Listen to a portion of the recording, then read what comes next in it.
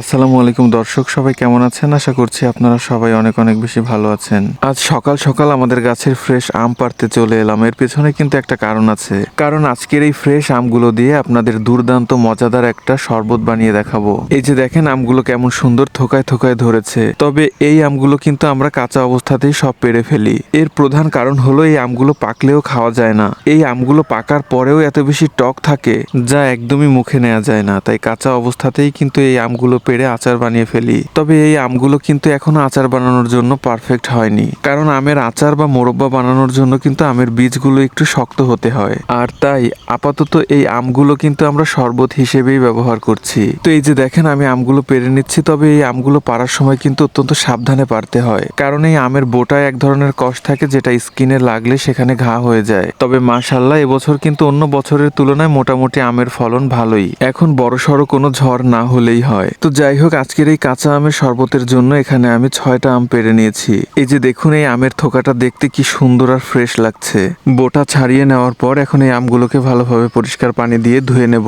এই ফাঁকে চলুন কাঁচা আমের কিছু গুণাগুণের কথা জেনে নেওয়া যাক। এই কাঁচা আম সাধারণত রোগ প্রতিরোধ এবং শরীরকে ঠান্ডা রাখতে সাহায্য করে। পাশাপাশি প্রখর তাপের ক্ষতিকর প্রভাব থেকে দেহকে রক্ষা করতে বেশ কার্যকরী এই কাঁচা আম। এদিকে আমাদের আমগুলো কিন্তু ভালোভাবে ধোয়া হয়ে গেছে। আমগুলো ভালোভাবে পরিষ্কার পানি দিয়ে ধুয়ে নেওয়ার পর এখন একটা কড়াইতে পানি দিয়ে দিচ্ছি সিদ্ধ করার জন্য। এখন এই আমগুলোকে এই পানির মধ্যে দিয়ে দিচ্ছি।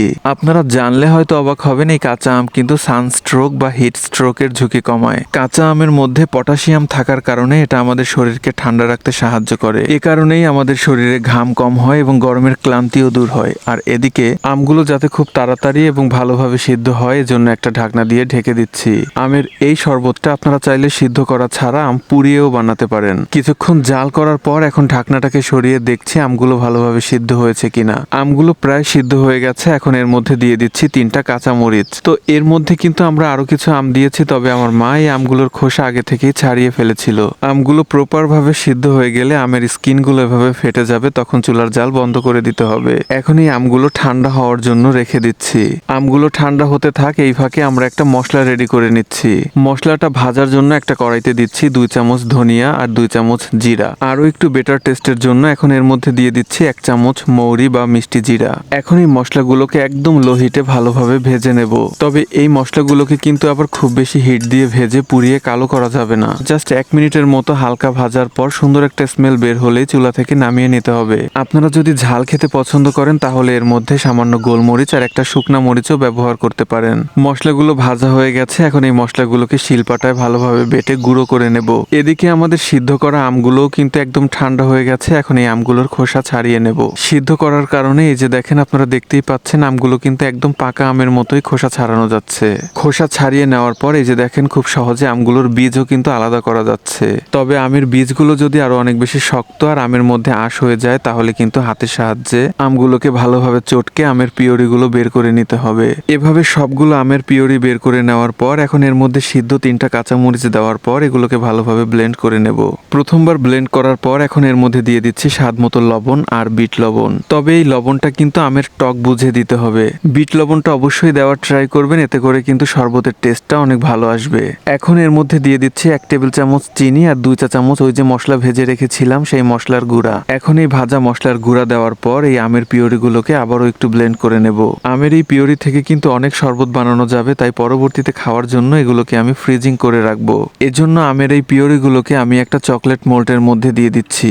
আইস হয়ে যাওয়ার পর এখান থেকে জাস্ট 1 টুকরা বের করে 1 গ্লাস পানির মধ্যে মেশালেই হবে। এগুলো যেহেতু জমে বরফ হয়ে যাবে, সেই ক্ষেত্রে আর এই শরবতটাকে আলাদা করে ঠান্ডা করতে হবে না। আপনাদের কাছে যদি এরকম চকলেট মোল্ড না থাকে সেই ক্ষেত্রে আপনারা ফ্রিজের মধ্যে আইস কিউব বানানোর জন্য যে প্লাস্টিকের প্লেট দেওয়া থাকে ওর মধ্যেও স্টোর করে রাখতে পারেন। এভাবে এই পিওরিগুলো এই মোল্ডের মধ্যে দেওয়ার পর একটা বক্সের মধ্যে ভরে ডিপ ফ্রিজে রেখে দেব। তো এখন চলেন আপনাদের 1 গ্লাস শরবত বানিয়ে দেখাই। এজন্য একটা গ্লাসের মধ্যে 1 চামচ আমের পিওরি দেওয়ার পর গ্লাসটা পানি দিয়ে ভরে দিচ্ছি। এই শরবতটাকে ঠান্ডা করার জন্য এখানে আমি ঠান্ডা পানি ব্যবহার করছি।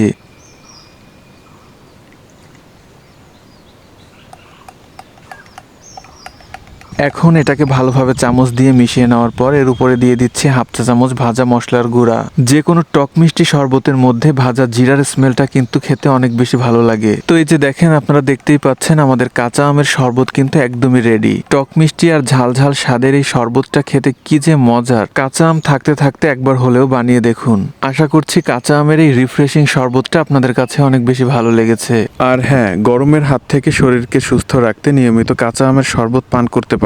শুধু তাই নয়, এর মধ্যে থাকা ভাজা জিরার গুঁড়া কিন্তু আমাদের হজমেও বেশ সাহায্য করে। তাই যাদের হজমে সমস্যা আছে তাদের জন্যও কিন্তু এই শরবতটা বেশ উপকারী। ভিডিওটা শেষ পর্যন্ত দেখার জন্য সবাইকে অনেক বেশি ধন্যবাদ। সবাই ভালো থাকবেন। আল্লাহ হাফেজ।